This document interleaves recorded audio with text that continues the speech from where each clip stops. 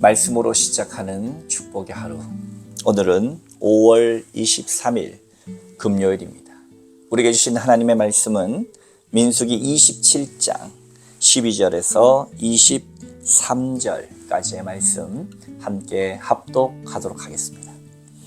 여호와께서 모세에게 이르시되 너는 이 아바림 산에 올라가서 내가 이스라엘 자손에게 준 땅을 바라보라. 본 후에는 내 형 아론이 돌아간 것 같이 너도 조상에게로 돌아가리니 이른 신광야에서 회중이 분쟁할 때에 너희가 내 명령을 거역하고 그 물가에서 내 거룩함을 그들의 목전에서 나타내지 아니하였음이니라.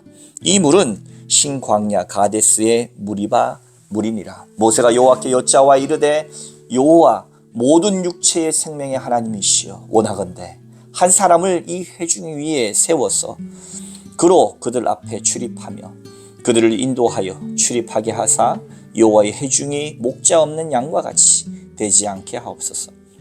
여호와께서 모세에게 이르시되 눈의 아들 여호수아가 그 안에 영이 머무르는 자리니 너는 데려다가 그에게 안수하고 그를 제사장 엘르아살과 온 회중 앞에 세우고 그들의 목전에서 그에게 위탁하여 내 종기를 그에게 돌려 이스라엘 자손의 온 회중을 그에게 복종하게 하라.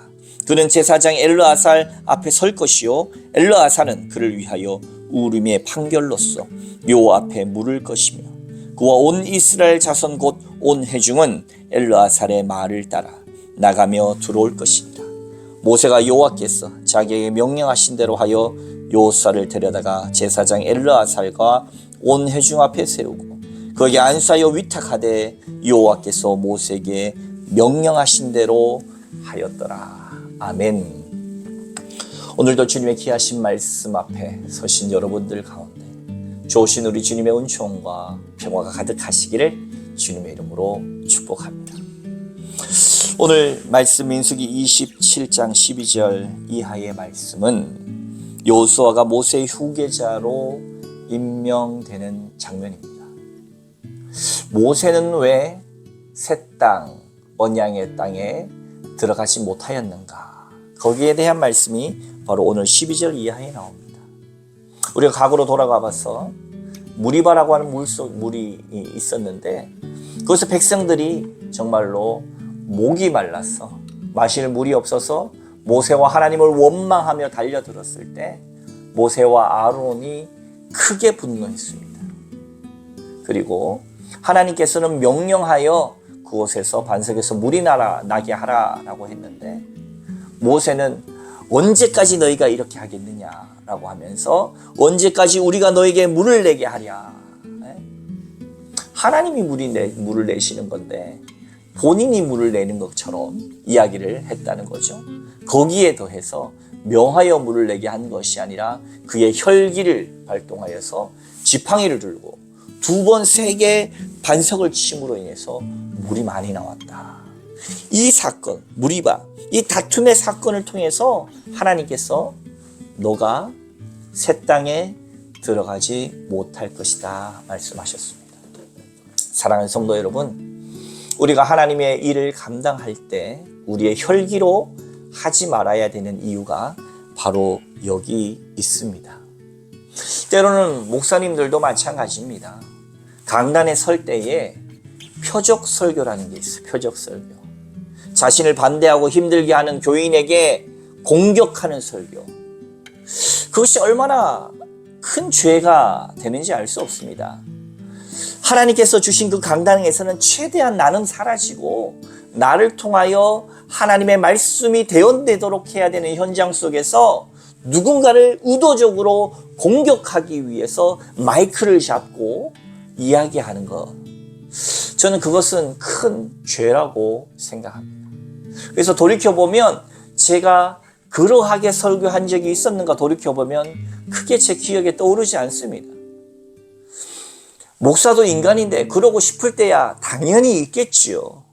그러나 하나님의 말씀을 증언하는 그곳에서 본인이 떳떳할 할 수 없고 당당할 수 없는 행동을 한다면 그 하나님의 말씀을 누가 들을 수 있겠습니까? 따라서 우리는 하나님의 말씀을 그렇게 혈기로서 감당할 수 없는 겁니다. 하나님이 말씀하게 하신 것을 당당하고 떳떳하게 전해야지 내가 의도적으로 누군가를 공격하기 위한 혈기가 그 안에 있어서는 안 된다.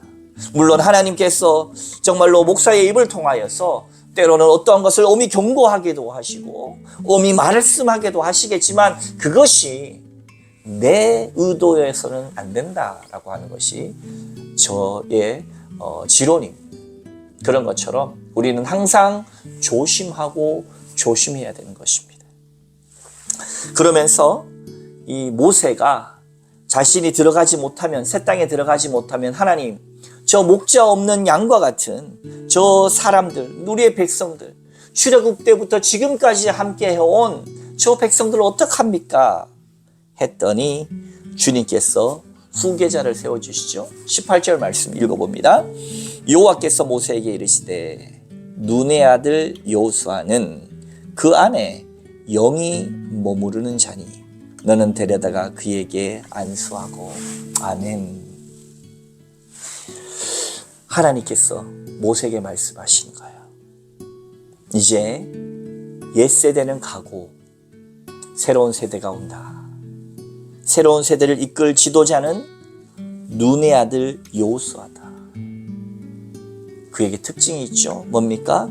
그 안에 영이 머무르는 자니. 사랑하는 성도 여러분, 여호수아 안에는 하나님의 영, 성령이 함께 하시는 자였고 그를 하나님께서는 들어 쓰셨음을 기억하시기 바랍니다. 저는 목자 모임을 하면서 교회에서 일종의 구역장이죠. 목자 모임하면서 큰 애를 참 많이 봤습니다. 그곳에서 간증하시는 한 분께서 이렇게 얘기하는 거예요. 참 어렵고 힘든 중에서도 하나님의 말씀에 순종해서 나눴고, 힘들고 가난하고 괴로운 중에서도 하나님의 그 말씀을 따라서 섬겼고, 그랬더니 정말로 하나님이 꿈으로, 환상으로, 다양한 방식으로 체험시키시고 그분을 축복하셨어요.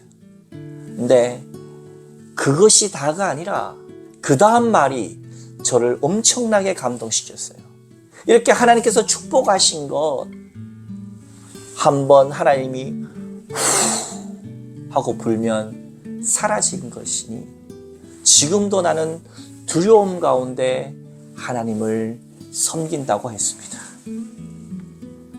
정말 그분의 마음에는 살아계신 하나님이 꿈틀대고 있는 거예요.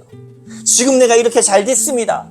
너무나 축복받았습니다. 할렐루야 하는 것이 아니라 이 축복도 하나님이 한번 불어버리시면 사라질 것들이다. 그래서 나는 두려움으로 지금도 하나님을 섬긴다고 하는 그분의 그 간증이야말로 지금 우리가 날마다 견지해야 될 신앙인의 모습입니다.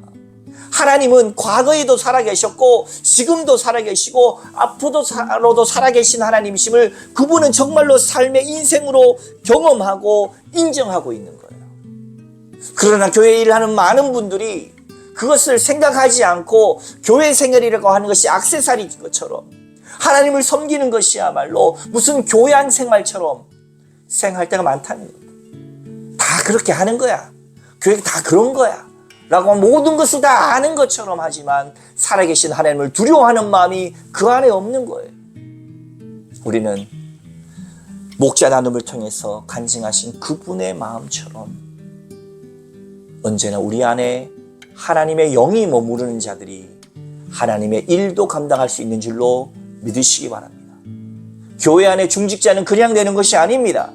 그 안에 교회의 중심적인 생활과 삶, 하나님의 영을 머물러서 두려워할 줄 아는 사람, 주님을 정말로 두려워할 줄 아는 그 사람이야말로 하나님이 일꾼으로 세우시는 줄로 믿으시기 바랍니다. 그래서 엘리아살 제사장을 붙여주셔서 앞으로 안수하고 우림과 둔림을 통하여 하나님의 말씀에 절대적으로 순종하게 만드십니다. 사랑하는 성도 여러분, 오늘 이 말씀을 통하여서 오늘 이 하루도 하나님, 내 안에 하나님의 영이 머물러 있습니까? 내가 진실로 하나님을 두려워하고 있습니까? 그저 취미생활 하는 것처럼, 그저 액세서리처럼 교회와 하나님의 나라에 생각하지는 않습니까? 회개하면서 오늘 이 하루 진실로 우리가 살아계신 하나님 앞에 우리의 삶을 온전히 헌신하여 드릴 수 있기를 주님의 이름으로 축원합니다. 함께 기도하겠습니다. 거룩하신 하나님, 우리가 입으로 머리로 고백하는 하나님이 아니라 우리의 삶에 실제하시고 살아 운동력 있는 말씀으로 우리를 주관하신 그 하나님 앞에 두렵고 떨리는 마음으로 날마다 하나님과 교제하고 그 거룩함 앞에 참 기쁨으로 설 수 있는 주님의 존재들이 다 될 수 있도록 축복하여 주옵소서. 이 하루도 하나님의 영이 머무는 자들이 되게 하여 주시옵소서. 감사하며 예수님 이름으로 간절히 기도하옵나이다. 아멘.